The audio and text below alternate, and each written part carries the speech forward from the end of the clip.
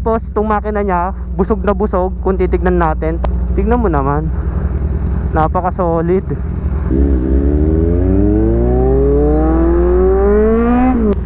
Pinaka favorite shot natin dito sa likod. Alright guys, magandang hapon. Ngayon pa pala ay may time tayo para makapag gamit yung motor natin kasi medyo gumanda na yung panahon natin. Na-miss ko. Na-cold start ko na sa kanina. Pwede na tayong lumargag. Bali hi. Magpapainit lang tayo ng makina guys saglit. Papagas na rin muna tayo.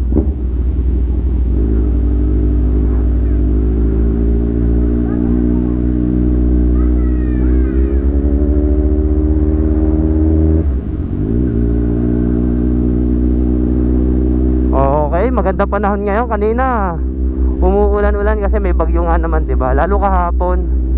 Sobrang sama ng panahon dito. Ulan ng ulan.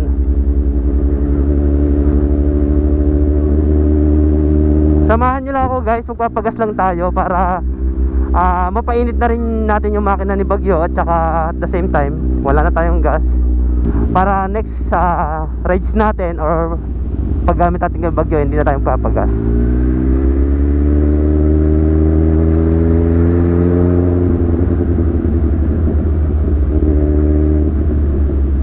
Wow, heaven.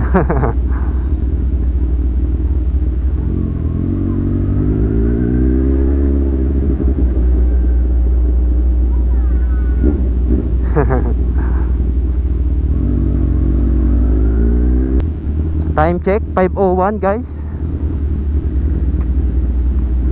Medyo madilim na. Siyempre.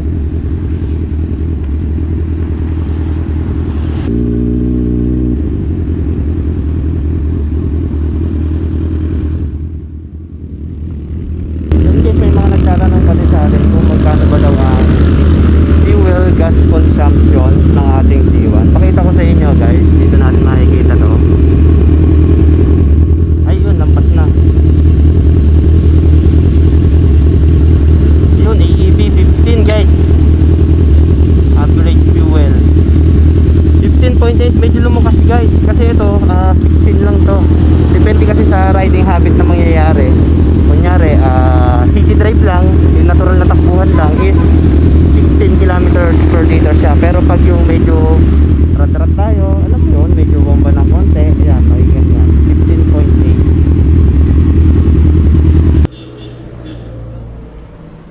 Okay.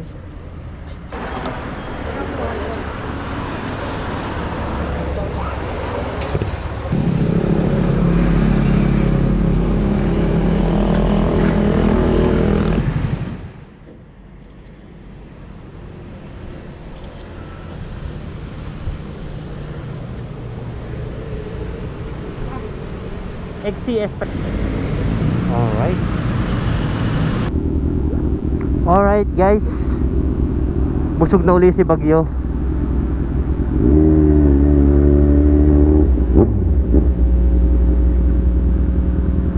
Ikot-ikot lang tayo ng konti guys.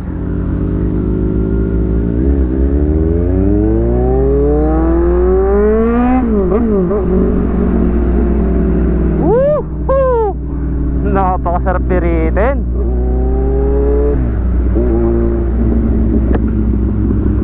Di ba napakasolid guys?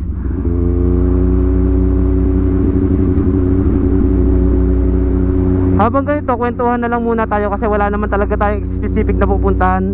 Ito lang talaga ang ginawa ko, magpagas tapos magkwentuhan tayo. May mga nagtatanong pa rin sa atin kung gaano ba daw kalakas sa gasolina ang ating C1 guys. Bali guys, ayun nga pinakita ko kanina. Ang fuel average consumption nito ay 15.8 guys. Medyo lumakas ngayon 16 to nung nakaraan Siyempre depende pa rin yan sa magiging riding habit mo guys. Kung malakas kang bumamba na bumamba or rev ka ng rev habang siyempre hindi mo na maiiwasan yon, mas bababa pa. Pero kung daily, kumbaga ano lang tawag doon, may tawag doon eh. Kumbaga natural driving ka lang, hindi ka masyado bomba ng bomba, ma-achieve mo yung 16 or city drive 16 kilometer per liter, yan, kaya yan. Mas steady ang takbo mo, mas maganda, mas matipid to guys. Uy, medyo masama ang panahon guys, pumapatak-patak na. Mukhang hindi na tayo pwedeng magtagal dito. Tingnan mo naman ang panahon doon versus dito, 'di ba? Lasa ng ulan doon.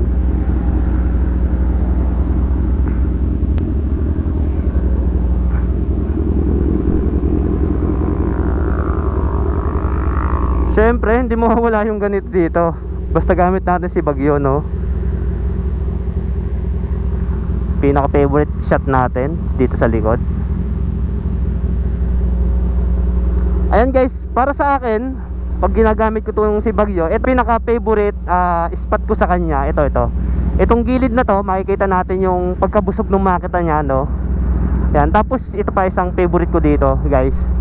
Ito, kung napapansin nyo, pag ganun siya, whoop, tapos yung sa tangke niya diretso sa sa headlight niya, di ba ang ganda pag ganun? Tapos itong makina niya, busog na busog. Kung titignan natin, parang puro engine lang ang laman niya, no? Tignan mo naman, napaka solid. Tapos itong pinaka favorite ko naman sa huli is itong gantong tinginan. Yan, kitang kita mo yung dalawang tambutso niya, at saka syempre yung gulong niya, di ba? Ayan ang favorite spot ko sa motor ko, yung tatlong yon. Kasi may side kasi na sobrang nagagandahan ka sa motor mo, katulad nito, diba? Medyo masama na panahon doon guys, papunta na yan dito malamang. Kaya siguro dito ko na muna tatapusin yung video natin guys. Ride safe sa atin palagi. Napakarami kong ikukwento sa susunod sa inyo. Medyo magbabago ng konti ang buhay ni Mr. Spec, kasi nga secret muna, pero malalaman nyo rin yan guys. Siyempre selfie muna tayo.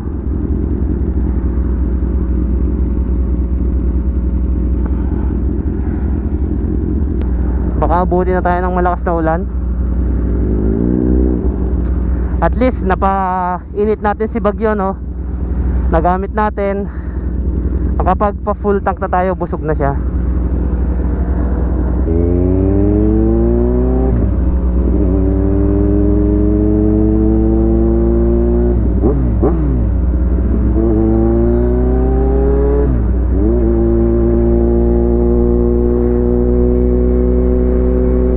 Yan guys, welcome sa bayan ng Victoria. Napaka solid.